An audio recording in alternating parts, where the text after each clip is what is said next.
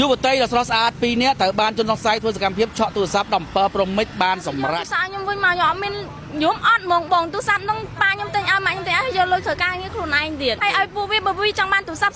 សំលុយធ្វើការងារធ្វើអីទៅទិញទូរស័ព្ទខ្លួនឯងទៅកំដៅឆក់គេចឹងហើយពេលងាប់ទៅវាទៅណាវានឹងទៅចុះនៅរួននឹងអាត្រូវគ្រាប់អស់ហ្នឹងស្មានគេចាប់អាពូតចោលហ្នឹងឲ្យបានបងកុំឲ្យពួកវាដើរឆក់គេទៅពីចឹងទៀតហើយពាក់ស្អីគេនឹងការងារម៉ែវាស្អីវាដើរឆក់គេចឹងអាចោលនឹងឆក់ទូរស័ព្ទឯងមកអីអូនដំពើប្រូពសបងដំពើប្រូពសអូនឯងជីពីចំណុចម៉ាក់ណាវិញជីពីធ្វើការពីIFLបងមកដល់ទួកកហើយជីមកតែតាមហ្នឹងបងអញ្ចឹងចំណុចហ្នឹងដែលចោលឆក់ណៃគ្នាវាប្រហែលម៉ូតូបងពីរនាក់ម៉ូតូមួយទៅតមកវាឆក់ហើយវាទៅបានវាម្នាក់ទៀតម៉ូតូវ៉ៅណាវាថាចាំវាជួយចោលវាលឺឃើញតែចោលនេះវាថាចាំវាជួយឲ្យទៅវាជីទៅលឿនណាបងហើយជាគ្នាវាមិនទៅអញ្ចឹងឆក់អូនឯងចំនួន2នាក់ជីមកម៉ូតូមកអីដឹងហ៎វាជានិចអីនោះបងខ្ញុំបានឆក់ឡើងតិចពេលហ្នឹងមិនបានជាឆក់ណៃបានបងស្រីពេលហ្នឹងខ្ញុំទេហៅមិត្តភក្តិខ្ញុំនិយាយទៅខ្ញុំទេមិនដាក់ចេះទៀតបងខ្ញុំកាន់ចេះកាន់ចឹងហើយខ្ញុំនិយាយថាមកដល់នេះហើយខ្ញុំមកដល់ថាវាមកពីការទៀតមកដល់ទៀងយើងអូនឯងពេលហ្នឹងអ្នកបើកម៉ូតូចាបងចុំយ៉ាប្រិមត្តជនជាទីគោរពយុវតី2នាក់ចេញមកធ្វើការចិត្តភ្លឺហើយត្រូវបានជនសង្ស័យ2នាក់បាទជិះម៉ូតូហើយសង្ស័យម្នាក់ទៀតគឺបិទគូតបានធ្វើសកម្មភាពឆក់ទូរស័ព្ទរបស់គាត់បន្ទាប់ពីគាត់លើកទូរស័ព្ទឆាត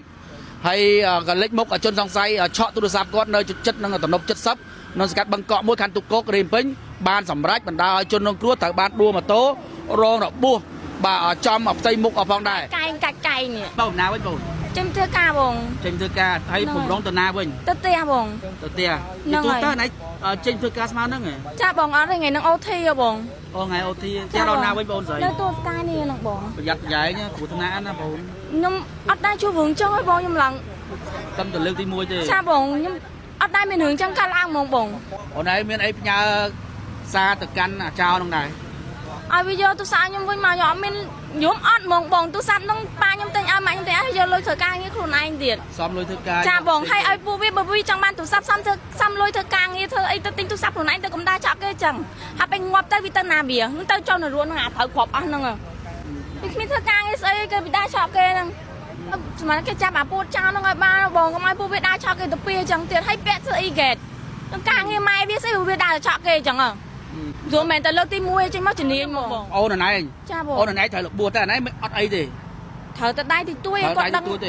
ជីកែងលឿនទៅខ្ញុំលំងាធ្លាក់ដួលខ្ញុំក៏ពាក់មួកកខ្ញុំពាក់ខ្ញុំច្បាស់មើលអាមួយដែលថាជីមកពីក្រោយថាជីដេញតាហ្នឹងវា